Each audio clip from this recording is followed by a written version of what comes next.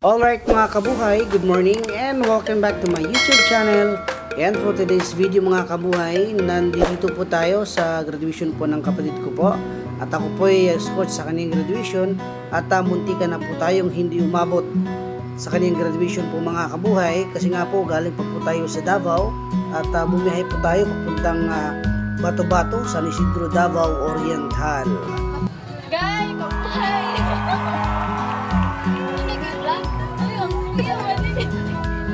Shoutout sa siya nga po pala mga kabuhay, kung napapansin niyo po or nakikita po ninyo kung bakit pa po ako nakasuot pa po ako ng pangmotor. Kasi nga po kapag magbihis pa ako, hindi na ako makapasok, malilate ako. Kaya nga ang ginawa ko po, hindi na ako nagbihis. Ayun po yung kapatid ko. At saka congratulations sa lahat po ng graduates. And shoutout din sa inyo, lalong-lalo na po sa kapatid ko po. Congrats na cum laude po siya. Ayun po.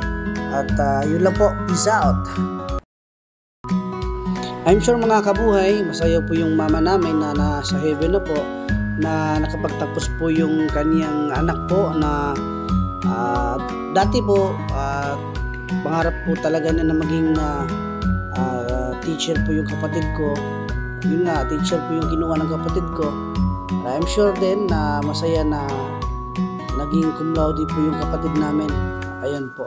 At yan nga, magpursige lang po mga kabuhay. Huwag susuko. Ay mga ma'am. Shout out to you.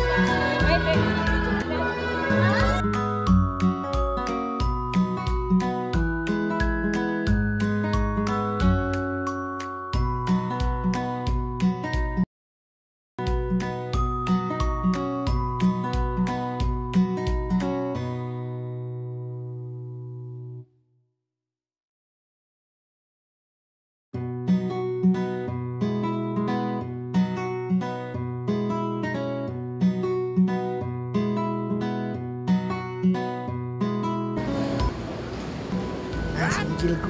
Nasa niya. Nasa doon. Mamaya, ang taon niya, ang studio taon niya. Interview na to. Bata mong kayo. Bata kayo. Nice!